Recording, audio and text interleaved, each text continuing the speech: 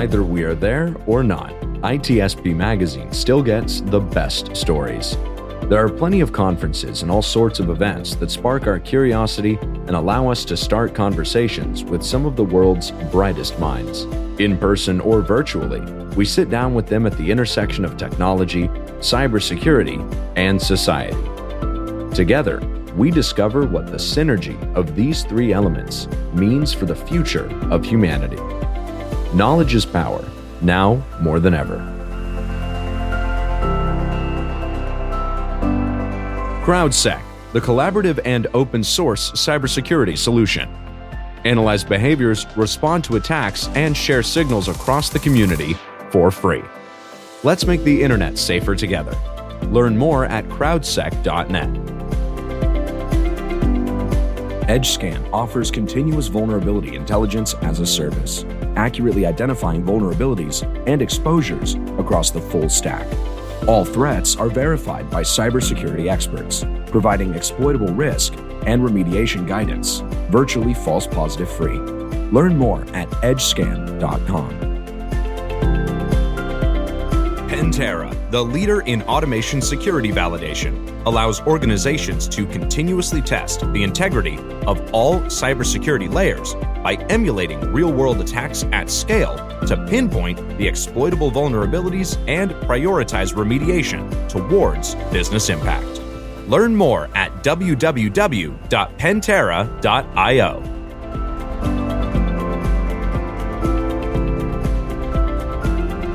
And here we are again. I hope people are not bored with us yet. I'm bored with you. Oh God! 10 times today I received already. I know. But you know what? I'm not bored. I'm not bored. What's that? I was able to shake you off yesterday, but today you're hanging on full strength. So you're telling me that I had to remove a tooth and it was your fault? Because I'm gonna hunt you down for that. Sure. Come on, stop the domestic. Come, please. Oh my God. Okay, so here's one thing I'm not bored and I'm very excited about. Actually, we have Ian Tabor with us, AKA all the way from the UK, Internet. What's going on, man? Yep. I'm here to help out with the car hacking village at DEF CON this year. It has been very, very busy. We have got lots of challenges and things. We've got a couple of cars present. There's a Honda Civic, which has recently had a vulnerability disclosed about its remote entry system, in that it's a static key and all you need to do is record it once and then you can use it forever.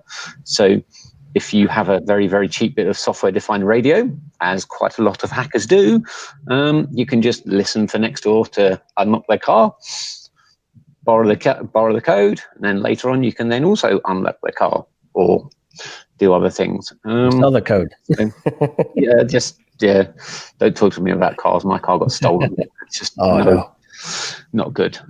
We've also got a Tesla car, hopefully. Not the kit car, definitely not the kit car. But actually, I've not actually seen it in about 3 months, so it might have gone missing, but I don't think it has. We've lost him.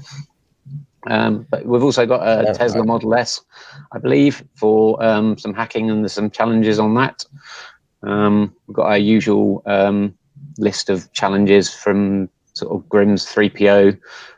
We've got to find out the VIN number and things. There's some Bluetooth hacking, which has been sort of discovered recently. You can do some challenges there. We've got the trailer brake controller, where if you can hack the trailer brake controller, it fires off Nerf guns in every direction. Makes a lot of noise and makes a lot of mess. So yeah, I don't think too many people have actually done that one yet, but it's very interesting. One thing that is new for this year is our friend Carfucker has developed the cloud car system, where you've got a car that's virtual on the internet, and you have to do challenges and things and keep it driving and hack it while it's moving and things. So that's very interesting. I haven't had a play with it yet myself because I've been busy just helping out generally. So yeah, the CTF's going very, very well. It's been very busy. The badge this year is a little CAN bus device that's based on a Raspberry Pi Pico. and they're selling like hotcakes. I don't think there is actually that many left. So if you do want one, get down there very quickly or first thing tomorrow morning. Hopefully they haven't sold out, because you. Speaking of badges, let's see yours. You always make one. I got to see you yesterday. I got to see you yesterday with Chloe. Had one on yesterday. Hang on. There it is. There we go. Look at that. Very cool. But it's bigger than the one I had from a couple of years ago. Yeah, the one you had from a couple of years ago is just the top half, but or the bottom half, and I've basically put it together. But if you wait about 20 seconds, his eyes will start lighting up like that. Yeah.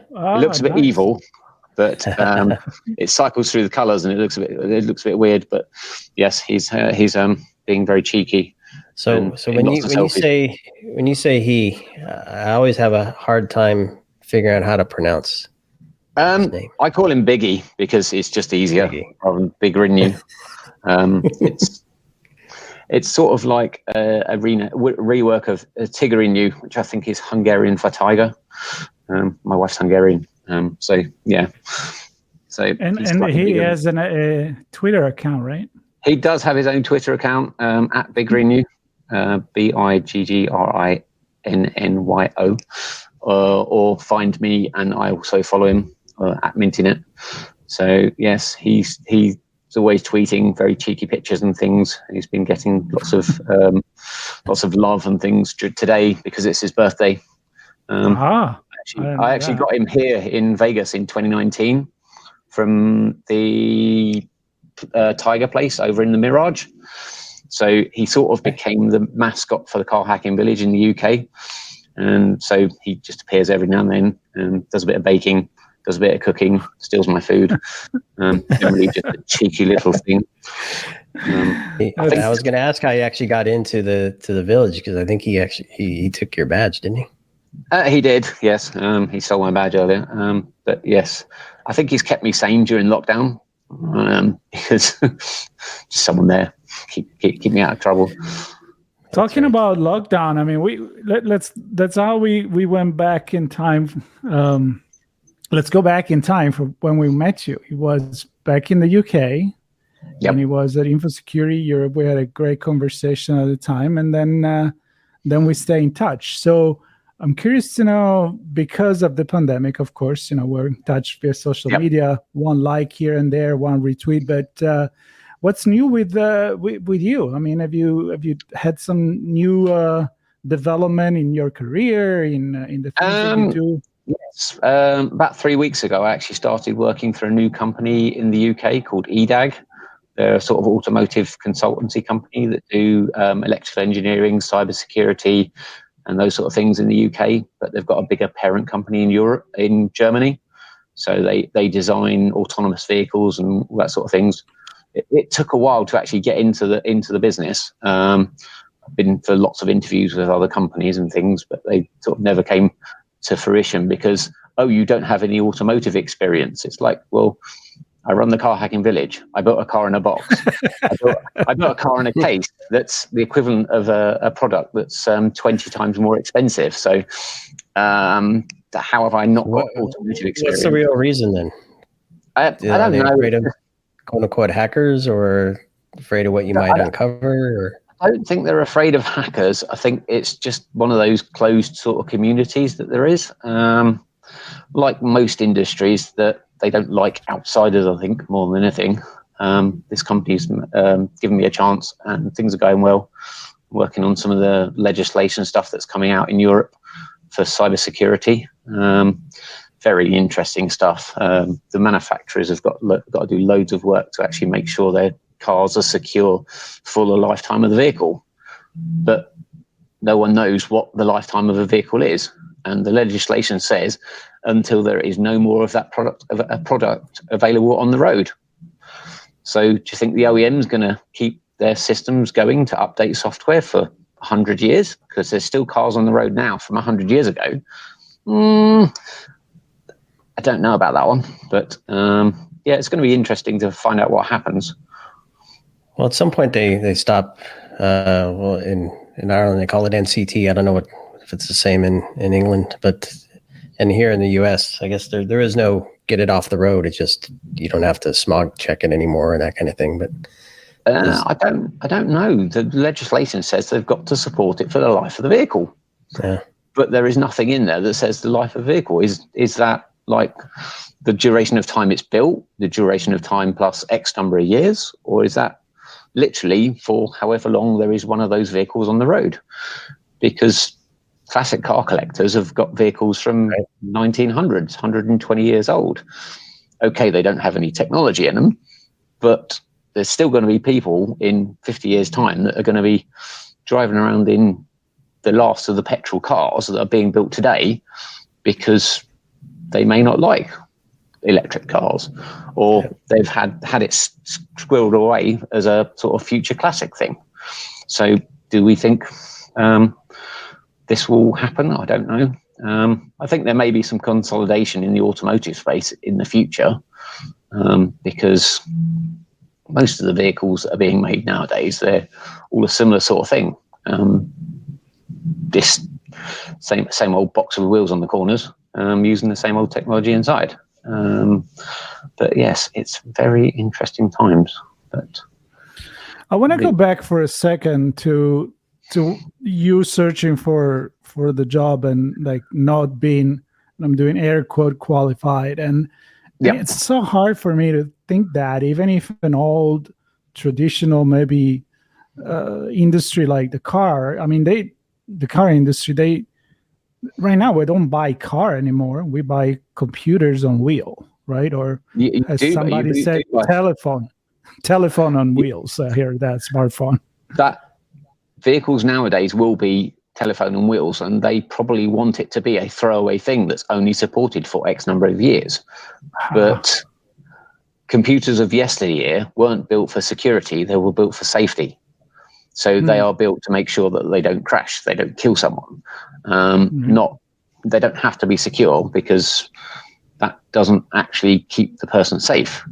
Well, technically it does, because if someone hacks it and turns the brakes off, the manufacturer could be potentially liable for whatever happens in that situation, which could be tragedy, death, or massive circumstances. What would happen if someone hacked all the police cars and turned them all off? Or what would happen if someone hacked all the ambulances and shut down all the ambulances?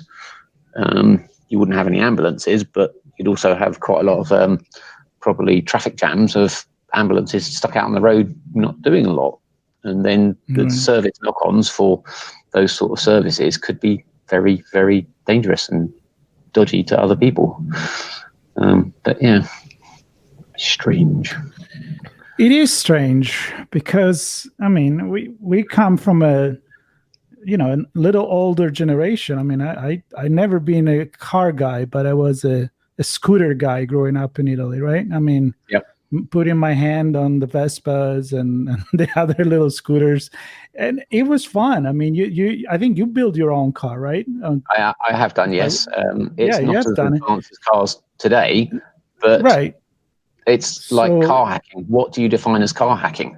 Once upon a time, car hacking would be changing the carburetor to a slightly bigger carburetor to give it a bit more power. Right. Whereas today, it's an electronic thing where someone goes in and changes a couple of things in a computer system and makes it do something slightly different that it may or may not have been designed to do. Which you can do both. The Car Hacking Village badge. Yeah. Yes, you can. The Car Hacking Village badge has some very interesting attacks it can do on your vehicle. Be very careful if you are going to touch your own vehicle, because you can brick your vehicle like I have done previously, but that's a different discussion. don't try this at home, right? No, you've just got to be aware of the risk. There is a possibility that your car may not work again. I'm sure I've told you the story of my Jaguar that I had. Plugged in a thing and turned it on. It lit up like I remember that. And then said, "Cannot find gearbox." It's like, yeah, great. I got it back eventually, but did take 3.5 weeks to learn how to change gear again. But if you find a car hacker that hasn't bricked their own car, they're either not trying hard enough or they're lying. So I love that. take responsibility. Nice. Test on your own, right? and then maybe, go to the other one. Maybe not do it when maybe not do it when it's moving, because there's a risk to other people. But if you are doing it, there is possible risk that you may not actually have a working vehicle at the end of it. And if you can't get Johnny to school in the morning, you'll be the one doing the walk of shame in the rain. Yes. And is there not just a master reset button somewhere? The way I did the master reset of my car was basically to disconnect the battery for an extended period of time. So that sort of reset everything, but then it reset the fact that it remembered how to change gear. So that's why I had to learn how to change gear again. I did actually speak to the manufacturer of the gearbox when I met one of the chaps from their company at a conference, and sort of they went, "What the hell did you do? Because it shouldn't do that. It shouldn't lose all its settings." But I managed to do it somehow. It's like, whoops. So yes, very strange. Well, very cool. Very cool. What's ahead in the car hacking village? Anything interesting that you want to highlight? I know you talked about the Honda being there, but anything else that people should come and check out the next couple of days? Just come if you're interested in car hacking, come down. Have a word with people. They will show you how to get started. If you want to get started on your own, I would suggest you go to a Breakers or go on eBay and buy something like an instrument cluster. Wire it up to 12 volts and get yourself a little CAN adapter. And then start squirting messages in and see what happens. Because if you get the right message, you might make the rev counter go up. You might make the speedo go up. But there's no risk to actually breaking anything. And if you do break it, it might be like $30 worth of hardware, as opposed to if you play around with your own car and you manage to jump it up 20,000 miles and your car's on finance and you're only allowed to do 10,000 miles a year, they're going to charge you for the 10,000 miles difference.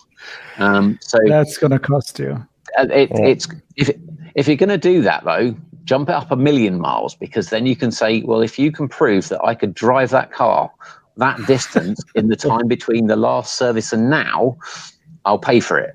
But if it's jumped up 1,000,000 miles, that's on you. You'd have had to be doing like 150 mile an hour for like 3.5 weeks or something stupid just to actually get that number of miles through. So if you're going to do it, go big or go home. But at least have the balls to then try and stand up behind it and say, look, I didn't touch it. It's just like, yep, something happened. I turned the key on and it's mysteriously higher than it was previously. Make sure you disconnect the cables, though, before you ring them up and say, yeah, there's something wrong.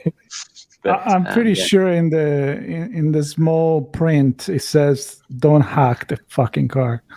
I don't think it puts it quite as politely as that, or impolitely as that. But I think it's implied just get to the point, You shouldn't really do it, but if it's your car, you can do what you like, potentially. That's but true. The thing is, nowadays, most people never buy a car outright. It's on finance. So if you hack that car and you break it, who's liable? The finance company or you? Yep. Because if you break it, the finance company are going to come after you. Yes. Can you turn the odometer to hex? Probably. or Roman numeral. What's the only number you can't represent in Roman numerals? I don't know. It's a bit of trivia. 0. You can't do 0 in Roman numerals. You start at 1, I guess. Yep.